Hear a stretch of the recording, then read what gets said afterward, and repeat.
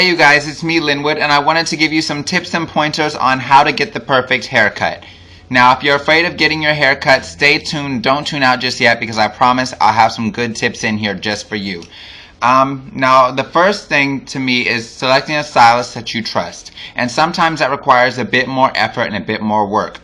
To me, one of the best ways is to see somebody whose hair that you like or that you love and ask them who did their hair. If you're having a bit more difficulty with that, always, whether you trust the stylist or not, do a consultation. It's so important to make sure that you and your stylist are on the same level playing field. And so to me, it's very important with that. Describe to the stylist what you want, what you don't want, what you like, and what you don't like about your hair. And that way they can kind of know the different areas and points of issues that you have. So when they are working on your hair, they're able to stop and say, okay, well, you know what? You have a little bit of issue up here with your hair falling flat. Let's texturize that area some with our shears so we can get a bit more lift out of it. A good stylist knows how to cut your hair to make it curl a certain direction, how to diffuse curl, how to add curl, all with cutting. And trust me, there's some amazing things that you can do with a haircut that's properly texturized. If you don't believe me, ask any of my clients. But anyway, I feel like the consultation is so important because it lets the stylist know exactly what you want.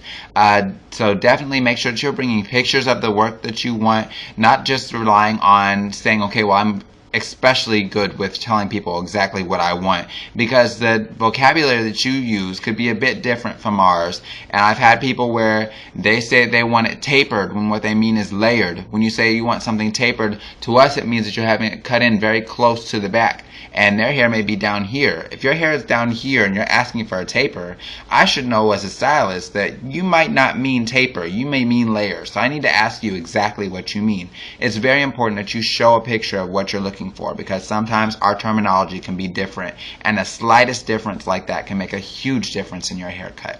Also, make sure that during your consultation you are doing some certain things, like if you're telling your stylist that you want an inch or 2 inches cut off, give them a point of reference. Don't just say, okay, well, I want an inch cut off, and sit back and let them do it.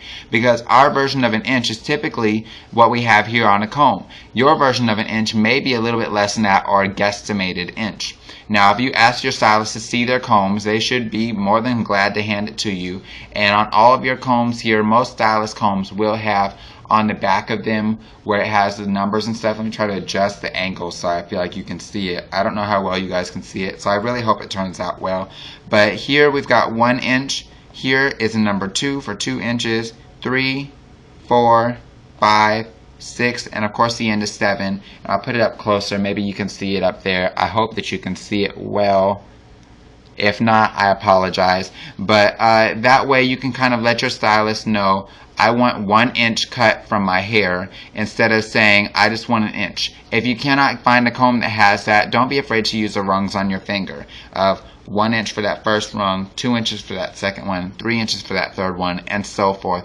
So if you're having an issue with that, that's one of the best ways to let your stylist know how it is that you want your hair cut. Or even saying, I want it this length here. Now, going into that, I would also like to tell you to make sure that you uncross your legs. If your legs are crossed, you'll find that you have more issues with your balance being off one way or the other, and you end up with a crooked haircut every time. Always make sure when you're getting your haircut that your legs are uncrossed. Trust me on this one. On top of that, either use your armrest or don't. Now, many of you may not see in the camera, but my chair has armrests on it, and they sit kind of low.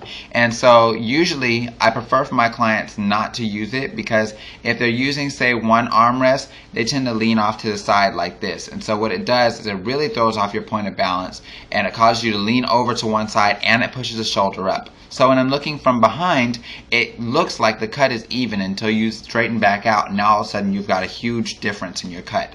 It's very important that you are sitting up straight, and while most stylists will kind of adjust you if you're not, sometimes with the capes flowing over you, we don't really realize until it's a bit too late. So either use both armrests or don't use them at all. And honestly, if you're critical about the length of your hair and not wanting too much cut, don't use the armrest. And the reason why is because of this. If you are using the armrest and are a little bit higher than mine, it can actually push your shoulders up like this. So let's say that you asked your stylist to cut your hair at shoulder length. If you're getting your hair cut at shoulder length and your shoulders are pushed up, then here's shoulder length. When your shoulders drop back down, there's now an inch difference between the shoulder and where the hair stops. And you're going to be upset with your stylist thinking that they don't know what they're doing. The problem is that you had your arms on the armrest. So always make sure, if you're critical of length, take those off of the armrest. It's your best bet. It's the best way to go.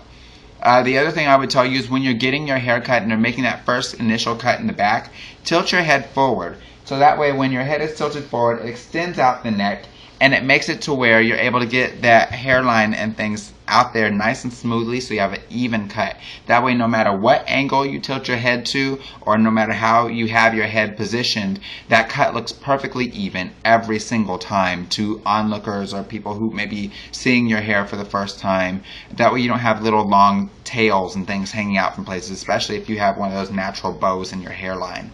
The other thing would be, if you have a tendency to tuck your hair behind your ears, always make sure that you untuck it from behind your ears when you get your hair cut.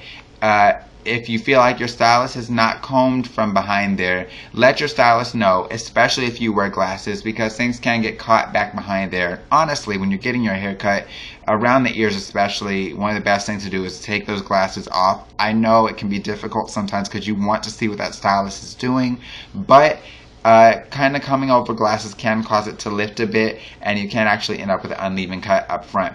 If that hair is tucked back behind the ears, it looks good when you get it done, but then when you go out and it comes back from behind your ears, you end up with two little long tendrils up front, and trust me, you don't want these little long scragglies hanging. So I hope that has been beneficial. Always make sure to talk with your stylist, consult with them, and if you cannot find a stylist that you trust, be sure to ask somebody whose hair you see that's perfect. I'm telling you, I've had so many people come to me where they've seen one of my clients in the gym or something, and they have loved their haircut after they've sweated it out and the curls have fallen and all of that. And the cut has been so instrumental in their style that their haircut is still getting people sent my way. And I think that's awesome when you have a sweaty head of hair and you're still getting people asking you who's cutting your hair. So until next time, take care and happy hair, and I hope you learned something. Bye.